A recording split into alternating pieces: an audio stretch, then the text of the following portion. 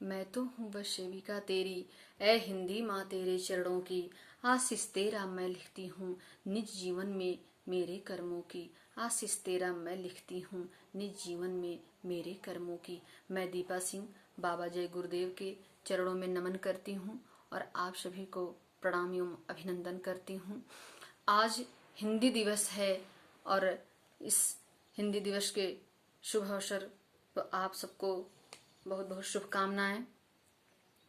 मैं हिंदी दिवस के शुभ अवसर पर कुछ वक्तव्य कहना चाहती हूँ जो कि हमारे हिंदी भाषा के लिए बहुत ही महत्वपूर्ण है। हिंदी भाषा वो सार है जिसके आंचल में छिपा माँ का प्यार है। तो इस प्रकार हिंदी हमारी सबसे प्रथम तो हमारी मातृभाषा है। हमें अपनी इस मातृभाषा को आगे बढ़ाना है, इसे राजभाषा ही नहीं राष्ट्रभाषा के तथ्य पर ले जाना है। आपने सुना है और हिंदी भाषा संस्कृत भाषा की बेटी है।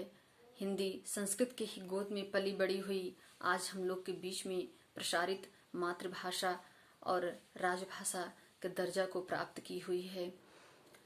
आज के दिन 14 सितंबर 1949 को ही हिंदी को राष्ट्रभाषा का दर्जा दिया गया, जो कि संविधान के भाग 17 के अध्याय 1 धारा 343A के तहत इसे राज्यभाषा का दर्जा दिया गया और देवनागरी लिपि में इसे अस्थायी रूप से दर्जा प्रदान किया गया है। हिंदी ने स्वयं अपने लिए कुछ वक्तव्य कहा है।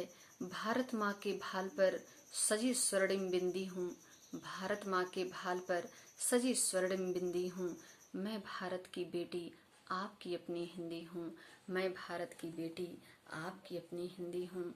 तो इस प्रकार एक माँ को उसकी बेटी से अलग नहीं किया जा सकता है और वही बेटी अपनी माँ के भाल पर सजना चाहती है, आगे बढ़ना चाहती है, तो हमें इसका पूर्ण प्रयास करना चाहिए कि हिंदी मातृभाषा ही नहीं राजभाषा ही नहीं राष्ट्रभाषा के स्तर पर जाए और इसे जो महानता मिलनी चाहिए वो हम सभी दे सकते हैं। हमारे कितने लेखकों और आदिकाल से ही कवियों ने अपने अथक प्रयास किए हैं और आज के युग में भारतेंदु हरिश्चंद्र जी ने अपनी वाणी में इस भाषा शब्द का प्रयोग किया है। निज भाषा उन्नति है सब उन्नत को मूल, निज भाषा उन्नति है सब उन्नत को मूल, बिन निज भाषा ज्ञान के मिटे नहीं के सूल। जैसा कि आप समझ सकते हैं कि यदि हमारा निज अर्थात हमारी मातृभाषा ही हमारे साथ ना हो तो हम क्या कर सकते हैं। हमें बिना इस भाषा की कोई अन्य भाषाएं आ नहीं सकती और यही हमारे देश के हमारे राष्ट्र की पदोन्नति इसी भाषा से ही हो सकती है। और कुछ शब्द इस प्रकार, उर्दू से नाराज न होती, उर्दू से नाराज न होती, हिंदी मेरी अति भोली है, उर्दू से नाराज न होती, हिंदी मेरी अति भोली है, धूप दीप नैवेद्य आरती, हिंदी चंदन और रोली है कबीर के दोहे जैसी, तुलसी की चौपाई सी, भोजपुरी अवधी सी मीठी, हिंदी की सुरवाई सी। अर्थात हमारी हिंदी में जो मिठास है, जो भाव है, वो अन्य भाषाओं में वो भाव नहीं है।